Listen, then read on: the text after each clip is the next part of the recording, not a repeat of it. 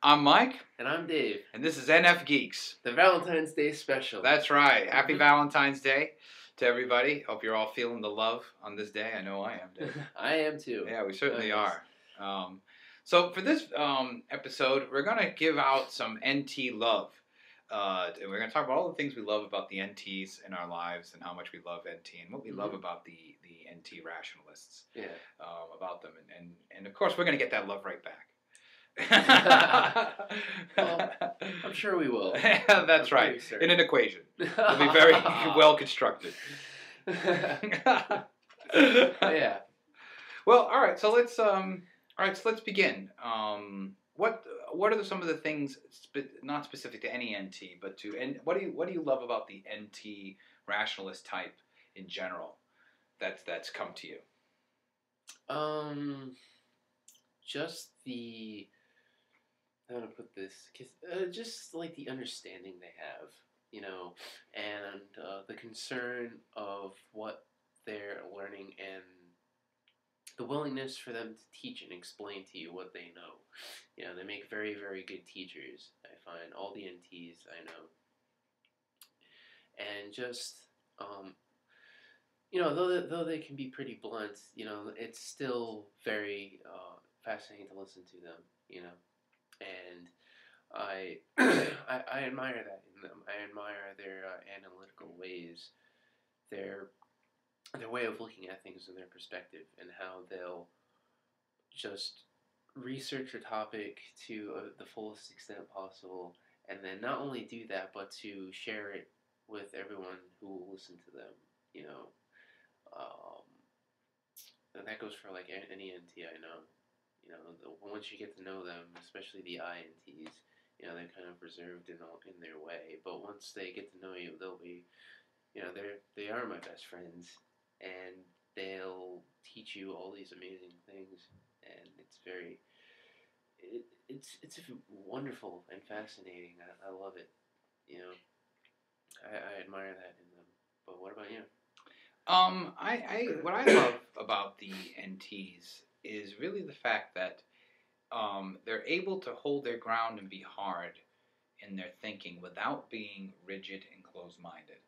Really, that's the thing about all the NTs, and I'm even speaking of the NTs we personally know. Yeah. All of them. I think that's the best thing about it, that in a discussion or some kind of debate, they will hold their ground, and they always hold their ground, but they're not closed-minded to ideas. Their minds are not nearly as shut as I think the other types think they are.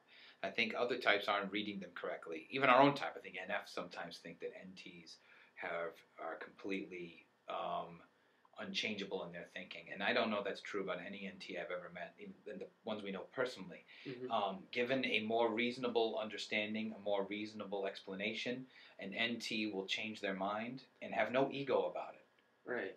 They'll just be able to admit, I had this one idea, and then I got this other reasoning, and the new reasoning is right. My old idea is wrong. I've switched over, and they're able to do that freely, very, very freely, and then be hard in that idea, and defend that idea. But they're far more open-minded and flexible than they're ever given credit. And that's true of all our NT friends. All our NT friends seem to be perceived by the other types as being much less flexible than they actually are. I find them all to be very flexible in their thinking. Absolutely. Another thing I was thinking about the other day about NTs and NFs, and I like this about NTs, is that NTs are arrogant and humble in the right way, whereas NFs are arrogant and humble in the wrong way. Meaning, so what I mean by that is NTs are arrogant in their strengths, but humble about their weaknesses. So NTs sometimes are arrogant in their reasoning, in their logic, in their thinking. But that's where they should be arrogant, because they are actually strong in their thinking, and their logic, and their reasoning. They're not called rationalists for nothing. Mm-hmm. And that's why they're so good at that. But in their weaknesses, they show honest humility. For example, our INTJ friends that we have are conscious of their lack of social skills sometimes. And this isn't anything an INTJ doesn't know. We're not revealing anything here. I mean, you guys know this, all the INTJs and all the NTs maybe. Yeah. Certainly INTJs. But the INTJs we know are very humble about it. They know that it's not their strongest point. They don't pretend that it's their strongest point. They admit that it's hard for them, and they are doing the best they can. Mm-hmm. And they show a lot of humility when they talk about that, or at least they've shown humility to me when I've talked about that, and I would appreciate that. Now, NFs got this backwards. Okay, we are arrogant in our weaknesses, about our weaknesses, and humble in our strengths. You know, it's like, how does that work? I know, but it's true. We're very arrogant. Like, we're just as smart as you NTs. We could do it. You know, we come off that way, but then we're always like, gee, was I really? Did I have enough empathy for that person? Like, you're an NF. Okay, of course you did. You know, we got that all backwards. So that's another thing I really like about NTs. All right, let's talk about some specific. Are there any specific NTs you'd like to share some Valentine's Day love with? Well, we can't go into the specifics, but just all the INTJ and INTP people we know. Thank you. You know, you guys are some of my best friends, and actually some of the nicest people I've ever met. You know. Oh, that's a very nice thing to say. Yeah, actually. Though some people would find that hard to believe, but I know better. That NTs are actually some of the nicest people ever if you just give them a chance. And actually, this goes back to the whole NTs and relationships thing. Like, I found out the other day. Well, I didn't find out the other day, but it was kind of like proven to me that NTs actually really do have a heart, despite what everyone else knows. And who knew? No, my goodness. There's an INTJ friend of mine who I work with, and usually he's really talkative. We talk about video games and all the such. And he's always trying to think of things to talk about. You know, I always have good conversations with him while I'm working. And the other day he was really quiet, just like silent, and you know, apparently, like, him and his girlfriend broke up. Oh. And it's just, he was really bummed. And it's just, you know, that to me was a humbling experience. You know, it's just like, you know, though NTs don't outwardly show their emotions, it's like having a defense mechanism. Like I said in one of the last videos, having a defense mechanism can be just as much as a burden as having no defense mechanism. You know, it's perhaps you don't know how to outwardly express it. You know, like, they're humble about their weaknesses, so they don't outwardly express, you know, how they feel, their feelings. Right, and they admit that they have trouble. Right. That's why I mean they're humble in the right. They're humble in the things they should be humble about. They admit it. This is tough for me. They're right. Yeah, and I find that. Yeah. So even though you are humble about it, you don't really express it. It's still there. And, you know, it affects all, I guess. Heartbreak affects all.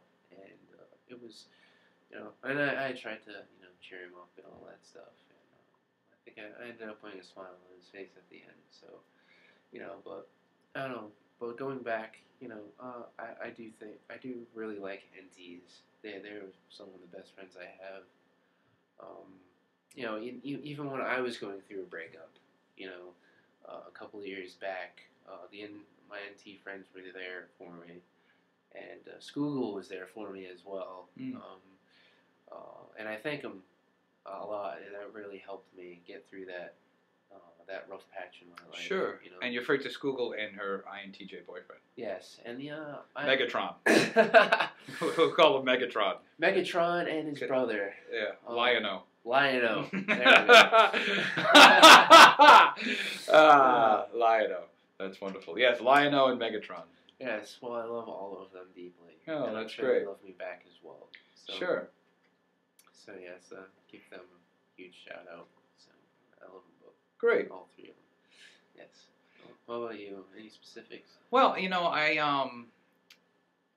specifically, you know, talking about the NTs that we know, you know, one of the things I always like INTJs.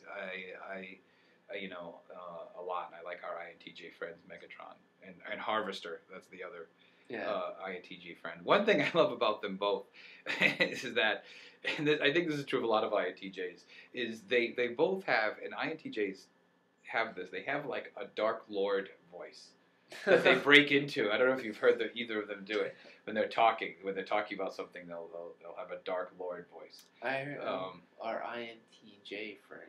Yes, the His INTJs. Yes, Yeah. Harvester has one. Harvester. There we go. But why? You know, he makes the claw. But why? You know, and Megatron has one too. You know, the funny thing about when Megatron does it, like it'll come out in the most mundane activities. You know, he'll be like, "Have some salad," you know. He'll do the voice. It'll just like come out. I know. His Dark Lord voice will come out, and it's great. And I always love hearing it when it comes out. Either when he's mad or he's making fun of, which is mundane. Well, just like the NT sense of humor is wonderful. Oh yes, absolutely. And they are funny, and that's another thing about NTs too. NTs in general definitely have a sense of humor. They're not humorless at all, and they can be very, very funny. All of our NT friends, can be very funny. And the taste of music is fascinating a lot of times, especially with at least with Skoogle's boyfriend, Megatron. Megatron. There we yeah, go. and and let's specify. I want to specify this about Megatron. Megatron is an intellectual giant, and I would gladly put Megatron in an intellectual cage match with any INTJ. Yes. Gladly. Yes. Yes. Not a real cage match, because he would just run around, you know, in fear, probably, but having an anxiety attack. But in real intellectual battle, we would gladly put him in with any INTJ. Which is fine that he would run around, because he's kind of an intimidating guy. So he could probably scare the person. Well, he's got that. Well, the other thing that's funny too, that's great about NTs, is that they, especially INTJs, they have that NT stare. That really, you know, you can also tell NTs in the eyes, and they have a really intense look, you know, and they're looking at you, very concentrated look. You know, all our NT friends have that, to a certain degree. I also, you know, like in the INTPs that I've met, the INTPs are great questioners. And I know that's kind of a stereotype to INTPs, but the INTPs I know are great, and then we know three, you know, Lionel, and then we know Mr. Data. Yes, you know. yes. We know another INTP, and they're all great at asking challenging, open-ended questions. Even though they're challenging, and they may even come across as being purposely difficult, but they're not. They're actually genuinely asking a hard question, which I'm envious of. Because I always have a hard time asking courageous questions like that. That's right. Yeah. And they're able to ask the courageous question dispassionately. That's actually true of Lionel. That's true of Mr. Data. You know, that's true of our other INTP friend, who was also shaped like an Autobot. You know, it's huge. You know, guy. You know, he's, you know, they're able to, and even though I think other people like NFs are taking the question personally, I don't sense they're asking these questions in a personal way at all. I think it's a very sort of a wonderfully philosophical, apathetic, and I mean apathetic in the Greek sense, apatheia, you know, to be sort of outside of passion when asking, like a Stoics, like all three of them ask questions in a very stoic manner, which is really the right way to ask intellectual questions. Let me admit that it is. You know, NFs don't ask questions like that. We emotionally charge everything. You know, no matter what. True. You know, we don't ask questions like that. But INTPs do, and that's really a good thing as well. Make the greatest philosophers. Yeah, I think so. I think INTPs make good philosophers. I think INTJs make better scholars, because they're much easier for them to write out organized treaties, because that's what you need to do as you go through scholarship, through master's programs and PhD programs, is to produce these very long treaties on things, and INTJs do that the best, really. But INTPs ask the big questions dispassionately, and that's very much in the line of all the great philosophers, or at least the dialectical method of thinking. You know. Well, we're almost out of time, Dave. So what would you like to say to our NT friends on this Valentine's Day special? Well, I love you, honestly. Some of my best friends are NTs, and I've never come across an NT I didn't like. So I always find you fascinating and full of heart. You know. That's just what an NT wants to hear. Well, you know, full of heart and soul and reason and two logic. Completely unprovable metaphors. Well, you know, I'm trying my best to describe what I feel. That's right. In an NT, but it's all. I'm gonna say it's all from the heart. But sure, from our hearts. So. you know, but whatever, however you want to take that, it's in good spirits. That's right. It absolutely is. So happy Valentine's Day Yes. to all you NTs out there. Yes. That's Take right. it easy and. If not P, then Q. All right. Take it easy. Happy Valentine's Day.